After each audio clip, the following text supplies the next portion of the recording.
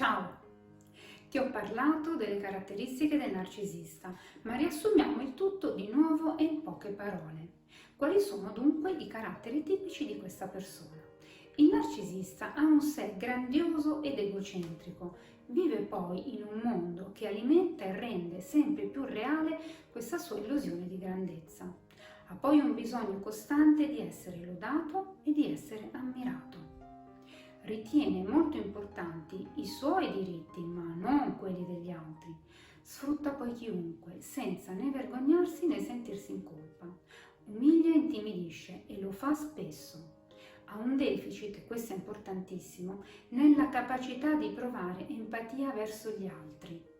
E tu, pensaci, temi di avere una relazione o di essere sul punto di iniziare una relazione con una persona così? Ti aiuto. Vediamo come si esprime il narcisista. Ecco alcune frasi riferite a fasi diverse della relazione che devono farti scattare il campanello di allarme. Ascolta con attenzione. All'inizio della relazione, quando deve conquistare la persona che ha di fronte, e potresti anche essere tu, si esprime così. Sapevo di amarti ancor prima di conoscerti. Oppure ti ho sognato nella mia vita da sempre, nella variante ti ho aspettato tutta la vita. Oppure mi capisci come nessun'altra persona. Sei la mia anima gemella, ti amerò come nessuno ti ha mai amato. Essere amata da me sarà un'esperienza indimenticabile. Quando entra nella fase di controllo e ha ormai agganciato la preda, dirà questo. Ho bisogno di sentire la tua voce ogni giorno. La tua vita non funzionerebbe senza di me. Non mi presti attenzione, oppure hai bisogno dei miei consigli. O anche perché metti la password sul telefono?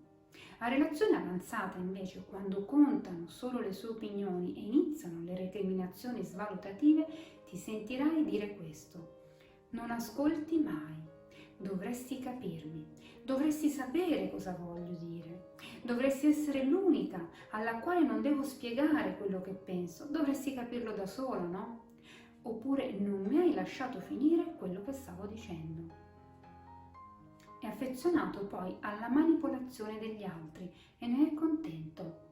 Mi sono venuti dietro come dei cagnolini. Se l'ho fatto è stato solo per il tuo bene, ma non lo capisci? Non si assume la responsabilità dei suoi comportamenti sbagliati, ma mi costringono a comportarmi così. E i tuoi problemi poi? Sei l'unica persona con la quale ho questi problemi. Non rispetta le promesse, ma cerca solo giustificazioni. Solo perché non ho fatto quello che volevi, te la stai prendendo. Oppure non capisci che non avevo altra scelta? Doveva andare così. Si autogiustifica poi per abusi verbali e non. Solo perché non ho detto quello che volevi sentirti dire. Sei l'unica persona che fraintende quello che dico. Sei troppo emotiva, è per questo che tu te la prendi. Ma era uno scherzo, tu non hai proprio senso dell'umorismo. Reagisci sempre in maniera eccessiva. Tu tiri fuori il peggio di me. Non ti ho mai trattato male, è tutto nella tua testa. Oppure ti ricordi male, come al solito. Quando poi gli viene chiesto di comportarsi in modo affidabile, dirà questo. Ma tu sei proprio una maniaca del controllo. Oppure, sembri mia madre. Spesso nega i fatti o ciò che ha detto. Non ho mai detto questo. Certo che hai davvero una grande immaginazione. Non era questo quello che io intendevo. Oppure tutto nella tua testa. Io non ho fatto o detto nulla di sbagliato. Il narcisista poi ha un'idea esagerata della propria importanza, arrivando a idealizzare se stesso e lo dimostra spesso con frasi come queste. Non troverai mai nessuno come me.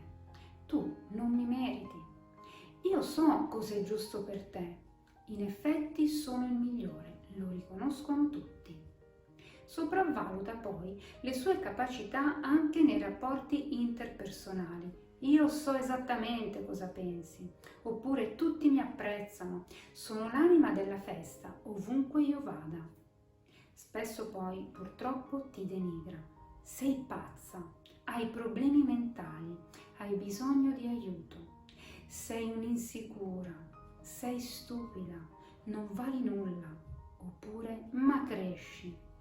Quando le cose poi vanno male, dà la colpa a te del peggioramento della vostra relazione, esprimendosi così. Sei gelosa, sei cambiata, anche se tu lo pensi, non ruota tutto intorno a te. Dunque, hai una relazione o sei sul punto di iniziare una relazione, come dicevo prima, con una persona che ti dice tutte queste cose? Probabilmente è il momento di voltare pagina o di pensarci bene.